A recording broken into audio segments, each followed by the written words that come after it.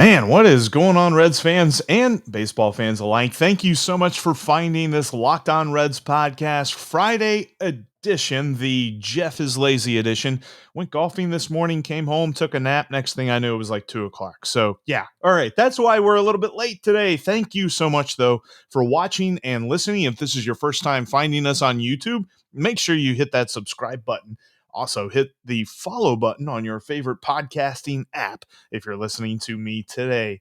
Also, follow me on Twitter at Jeff Carr with 3 F's and follow the show at Locked On Reds and save the Locked On Reds line number into your phone. We're going to get to some questions and comments here later on in today's episode, 513-549-0159. The Reds won last night, and we're going to talk about that and some stuff that Nick Krall said. But before we get into that, I guess we should play this intro graphic or whatever.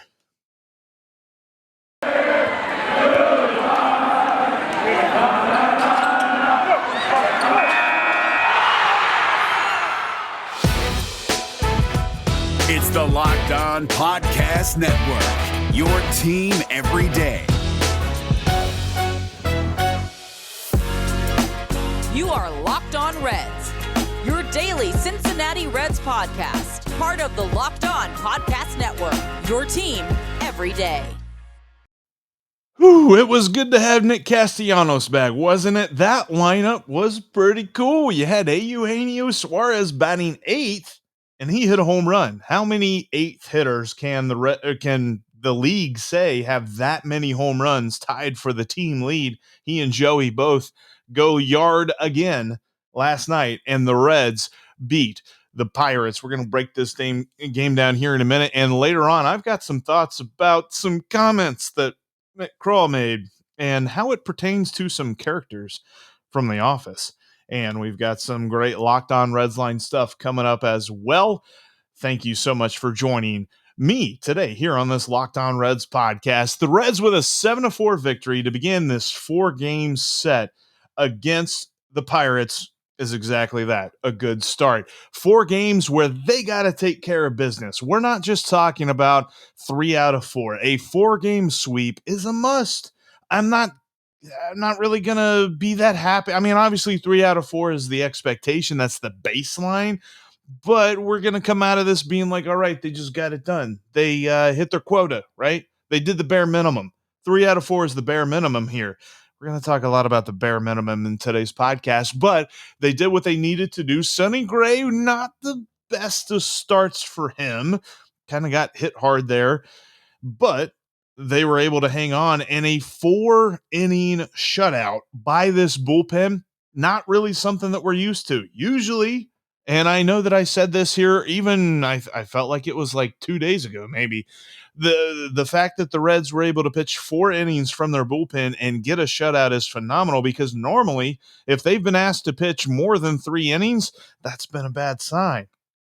Not this way today or yesterday. Jeff Hoffman pitched well in those 2 innings, and then you saw a nice 8th from Justin Wilson and a good 9th from Michael Gibbons, a perfect 9th. And look, I'm not going to sit here and count strikeouts. I just want outs, because when the bullpen comes in, it's like, oh, okay, here we go. We got 9 outs, or we got 12 outs.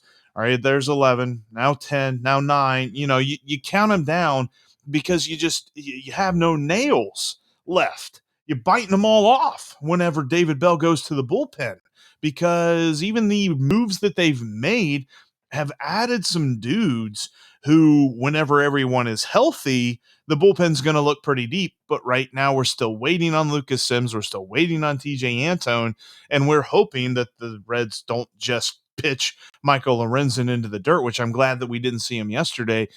I think that the bullpen is going to be okay, but here recently, no one has felt that way. The lineup, though, looking good again. Jonathan India leading off the game with another home run. What more do you need to see from this guy to know that he is the front runner for NL Rookie of the Year? I know. Trevor Rogers, you can look up his statistics for the Marlins. He looks fantastic every day. Jonathan India is doing more and more to show why he had garnered the confidence from David Bell that as a rookie, he would be handed the second base job And as a rookie, he would be handed the leadoff job, and he's been the best leadoff hitter for the Reds in at least 9 years. I love that, and we have a bright future ahead of us with Jonathan India. So, winning game one, the Reds have JT Brubaker going against Wade Miley tonight. I've got a few more thoughts on that coming up, but the prevailing thought, and I'm glad that the Reds won because that at least gives us a happy start. That at least gives us a happy way to start off. I've got some, boy, you're getting some sarcasm here in just a little bit. I hope you realize that that is what I'm going to be giving you because Nick Krall on the Baseball Tonight podcast with Buster Olney. That was intriguing. We're going to talk about that here in just a minute. Before we talk about that, though, I wanted to let you know that you can still take advantage of this great offer at BuiltBar.com and save 15% off your next order. Go to BuiltBar.com and use the promo code LOCKED15 to go get you a mixed box. If you don't know what your favorite flavor is, they've got a whole bunch to choose from. They got my favorite, Cherry Barcia. You got that great cherry taste and 100% real chocolate. But guess what? They put 100% real chocolate in every single bar. That's why it's the best tasting protein bar on the market. It's got a great feel. It's not like you're trying to eat a piece of cardboard. There's no bland taste to it. They've got stuff like strawberry. They've got coconut. They've got peanut butter brownie. They got double chocolate. Get it all in a mixed box, or you can get a whole box of your favorite flavor with the promo code LOCKED15 and save 15% off that order. They've got amazing stats with this 100% real chocolate too. If you haven't tried it, we're talking about 4 grams or less of net carbs, 4 grams or less of sugar, and up to 18 grams of protein with like 120 calories per bar. It's going to fit into pretty much any diet you can think of, even keto. What? A snack for keto? Yep, we got it. BuiltBar.com and use the promo code LOCK15 to save 15% off your next order. That's BuiltBar.com and the promo code LOCKed15. All right. If you did not see the specific comment, he had a longer interview than this, but Buster Olney on the Baseball Tonight podcast had Nick Krall on the other day talking about the trade deadline, where the Reds are, how interesting they look, and general stuff like that. Typically, you have the general manager on to talk about how interesting the trade deadline was, but there was a specific quote that was making its way around Twitter and had everybody all up in a tizzy with good reason.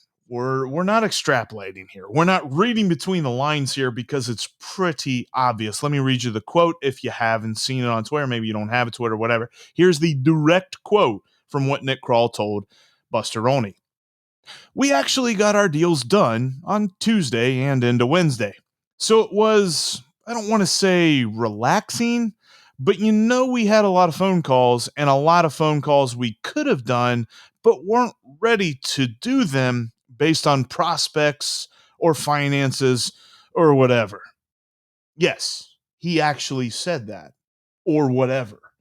And without getting too preachy, because obviously we all have takes on this, and you didn't have to go very far in the Twitterverse to really see how mean and how much vitriol Reds fans had for what he said. But I just had the immediate thought, the very first thing that came to mind, if you're a fan of The Office, and if you're not, well, then I feel sorry for you, but I love The Office. I've watched it about 1 million times.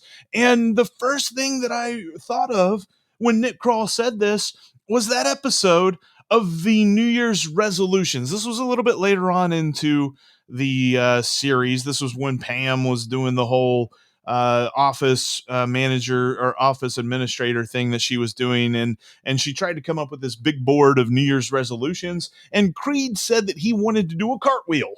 And at the end of the episode, Michael was trying to help him do a cartwheel, and he does one. It's not really that good, if we want to be honest, but again, Creed's like 90, so that's fine. But after he does the cartwheel, he just stands there, and Michael reaches out his hand to give him a handshake, and Creed doesn't even shake his hand. He's just standing there smiling. He's like, "Whew, what a rush. That's all I had to do all year." That's kind of how I felt about these comments from Nick Krall. It's like, all right, we got some bullpen help. We're good. There was no more creativity there. There was no more thoughts. Maybe we should go look at another starter. Maybe we should go look at a shortstop, a bench bat, some kind of help there in depth wise when it comes to pitching or hitting. Yeah, we're good. I don't want to say it was relaxing.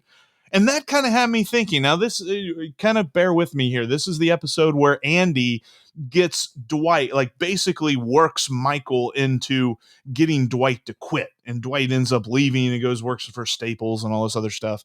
But they have a little side interview with Andy, and Andy's all like, "Oh, happy's such a dirty word," and I kind of extrapolated that a little bit, I guess. But when I'm thinking about Andy and Nick Krall here, and you can just imagine Nick Krall talking to Buster Olney. He's like, I don't want to say it was relaxing. It's like, I don't want to say relaxing. Relaxing such an ugly word. Yeah, that's what I'm thinking here, because I'm imagining Nick Krall is telling Buster Olney, like, I don't want to say relaxing. So what? You had your feet propped up. Maybe they were binge watching The Office. Maybe he was by a pool. Did he just get off a plane? Deadline day seems to have been pretty, I don't want to say relaxing, but that's what it sounds like it was. Normally, that's what you like, that's whenever you walk up to somebody that has like some kind of big old something or other on their face, like maybe someone just threw a piece of pie at them or something, like, you got something there, I don't, God bless your little heart. That's kind of what I'm feeling like here. He's like, I don't want to say relaxing, because he was. And then I just get the feeling that Nick Krall, the way that he was talking about this, and it's funny because I think you could tell Buster Olney was a little taken aback by the response that he got from Nick Krall, because then he asks him, he's like, so how about deadline day? Huh? That was pretty crazy, seeing all those trades. And Nick Krall is talking about, like, yeah, being a fan of the sport, seeing all those trades happen, see all those moves. It was just really fun to watch. And I just got this feeling like Nick Krall was Jim. Whenever in the first episode they're asking him on the aside, they're asking him about his job, and he's just like, my job is to talk to people about their paper supply, if we can give them more, and I'm boring myself just talking about this. Like, I think like Nick Krall is standing there like yeah, I have my phone. I don't remember if it was on or not for trade deadline day. Yeah, just boring myself. I take phone calls, I guess, if other teams need our players or something. Yeah, that's what I'm getting out of this. That's how I view this. But the overarching thing that I look at, I look at, and one more thought about Office characters and Nick Krall is Michael. And I forgot to hit this little caption. I do this a lot. I type these things up and I totally forget to put these up. But anyway, if you're on YouTube, I try to give you like little segment captions and things like that. But I think I'm Michael, and I was actually just watching this episode the other day because he's talking about spring cleaning and all this other stuff. And he said, yes, I know it's January, but guess what happens if you do your spring cleaning in January and spring comes along? You don't have to do anything. And that's kind of how I felt about his comments talking about, yeah, we got our deals done on Tuesday. So, if you get your trading done on Tuesday, guess what you don't have to do on trade deadline day? Anything. Because that's what they did. They didn't do anything on trade deadline day. And, thinking like Dwight, whenever he picks the healthcare plan there in the first season, and, Michael, of course, he does what Dwight does, and he goes all in for it. But the whole deal was, he's like, yeah, I picked a healthcare plan. I slashed benefits. I'm going to save this company a fortune.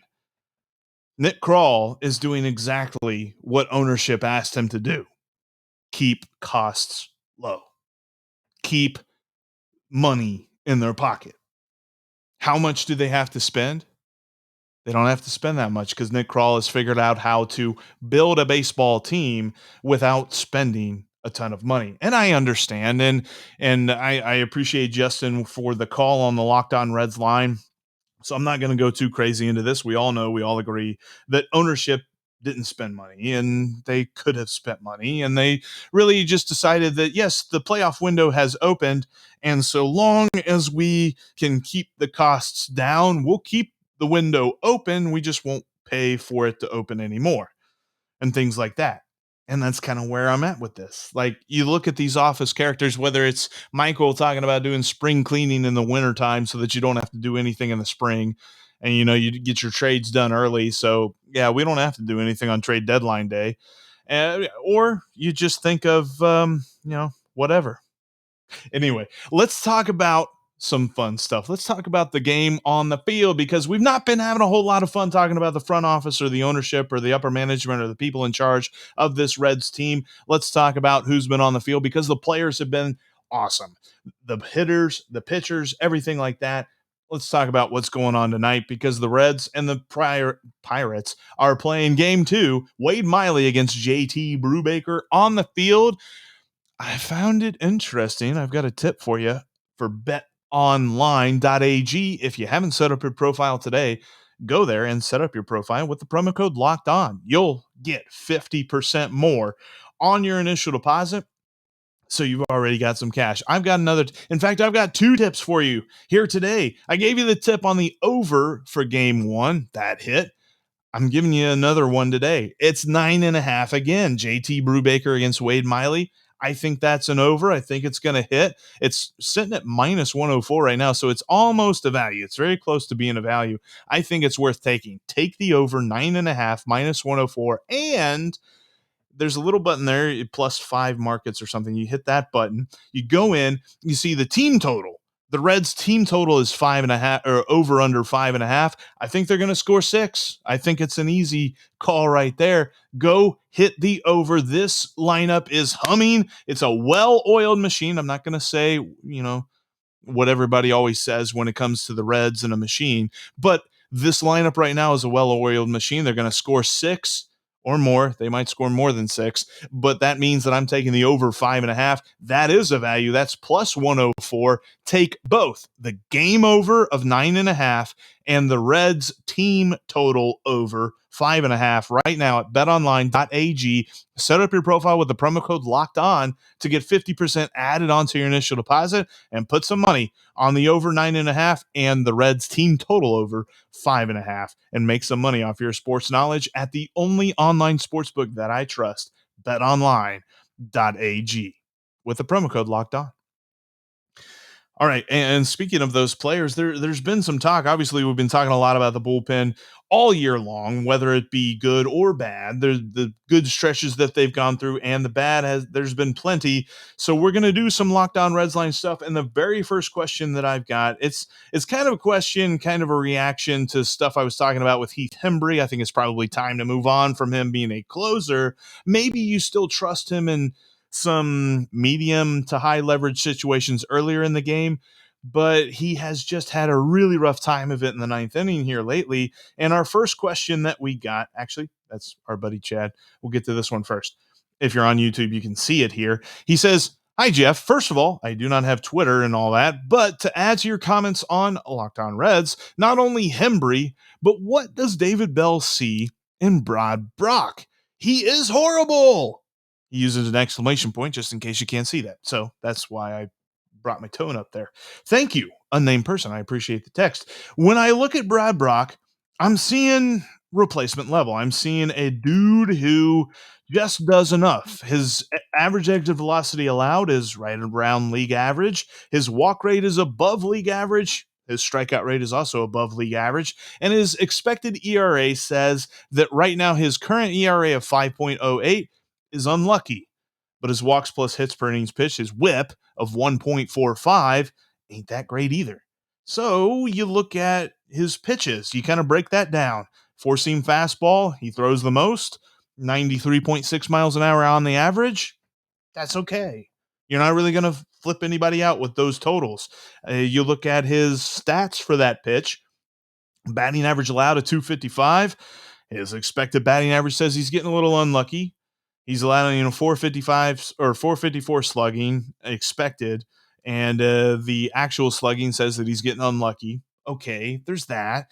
But overall, he's not a guy that's just going to move the needle. And I think whenever Sims and Antone come back, they've got some interesting decisions to make in this bullpen. He might be a dude on the chopping block, and he would have to be a DFA for that. You're looking at him and Sean Doolittle probably as guys. And I know that Sean Doolittle is a lefty, but we've been talking about him all year as possibly being on the chopping block whenever guys come back healthy.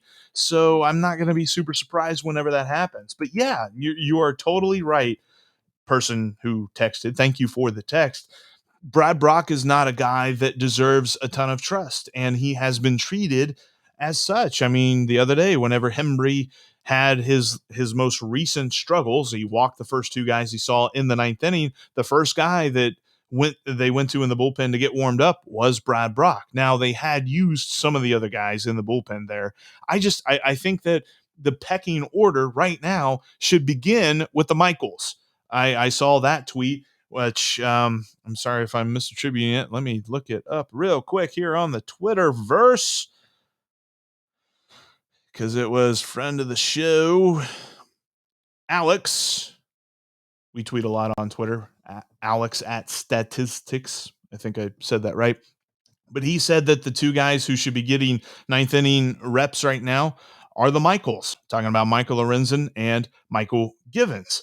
I agree with that. I think both of those guys have shown themselves to be the two best arms currently healthy in this bullpen. Whenever Sims comes back, he's the closer. Whenever Antone comes back, he's either closer 1B, or I liked the idea we came up with a little bit ago. Maybe he can pitch 2 innings. Maybe you get 2 innings out of Lorenzen or Hoffman. Maybe Lorenzen's a closer. Maybe Sims is a closer. Stuff like that. You can actually begin to see how the bullpen fills out there. I liked what Hoffman did. I think that's probably the ceiling of what the Reds are going to get out of him, like he did yesterday of pitching 2 scoreless innings. That's probably as good as we're going to get there. We're not looking at him to do any more. He's not a starter anymore. Don't do that. If he's a spot starter in an emergency situation, fine. But he should not be counted on every 5th day, and he should be a long relief type guy, 2 to 3 innings like he gave. And one more, this one's more of a reaction. This is our buddy Chad in Lancaster, and if you're on YouTube, you can see it. Another game the Reds should have won. This was the first Twins game, his reaction to that. The 3-batter minimum rule sucks, and that's where I'm going to focus on. After those 2 walks, I knew there wasn't a chance the Reds were getting out of the 9th inning without giving up some runs. Chad, I appreciate it. I don't like the 3-batter minimum rule either. I know why they do it. They do it so that managers can't just overutilize and go out to the mound 1,000 times in one inning to go get their guys and use up half their bullpen in one inning. I understand that. I kind of am to the point where I don't like that rule change. I wish they would get rid of that. Maybe make it 2. If maybe make a compromise. It's not a 1-batter thing, but maybe make it 2 batters, because it was very evident. And I know that Hembry followed up that second walk with a strikeout, but it was evident that Hembry did not have his best stuff. And that is the incident. And David Bell had the opportunity to take him out after the strikeout, and he didn't. And that was where the question came into why David Bell didn't do that. But the 3-batter minimum rule was meant to cut back on game times. Have you watched Reds games recently? Some of you may have not. I understand that if you haven't watched the entire every single pitch, because you're probably thinking, good Lord, another 3.5-hour game. That's pretty much every single game. There is very, very rare that you hear them say game time and then starts with 2 hours. That's not a thing hardly anymore when it comes to baseball. That's just the way it is. And I don't necessarily know that the 3-batter minimum rule has done anything to assuage how long it takes to play baseball in this day and age. And this is a question too. This is another thing that always gets me. And it's kind of a question without an answer. The idea of how long baseball games take. Thank you, everybody, for the texts and the calls. Justin gave a great voicemail, and I'm still trying to figure out how to get the voicemail. I'm sure there's an easy fix to it, but get the voicemails here onto the stream. But when it comes to the idea of how long a baseball game takes, that is literally something that they have been talking about for like 100 years. This is not a new question when it comes to the game of baseball. Now, if they can figure out an answer to that, then that's great.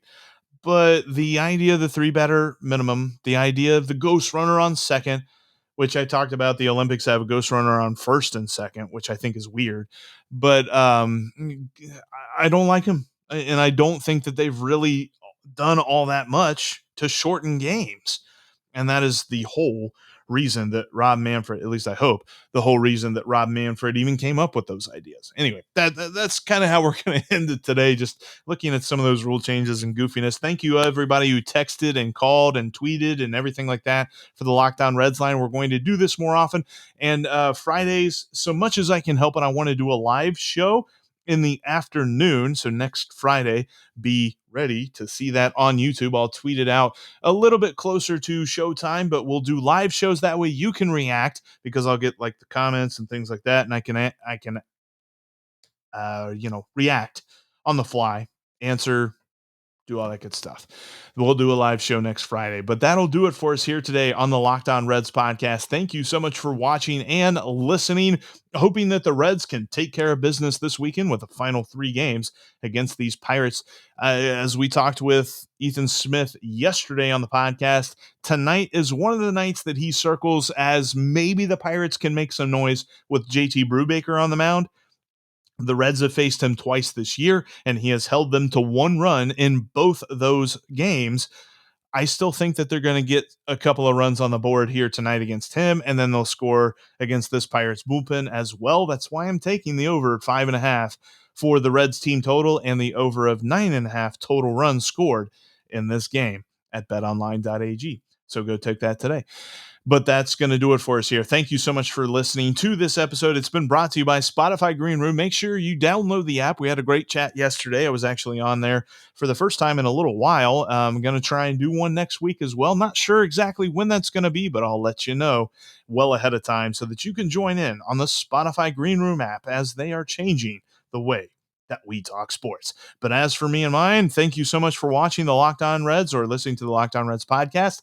I'll talk to each and every one of you on Monday. Hope you all have a great weekend.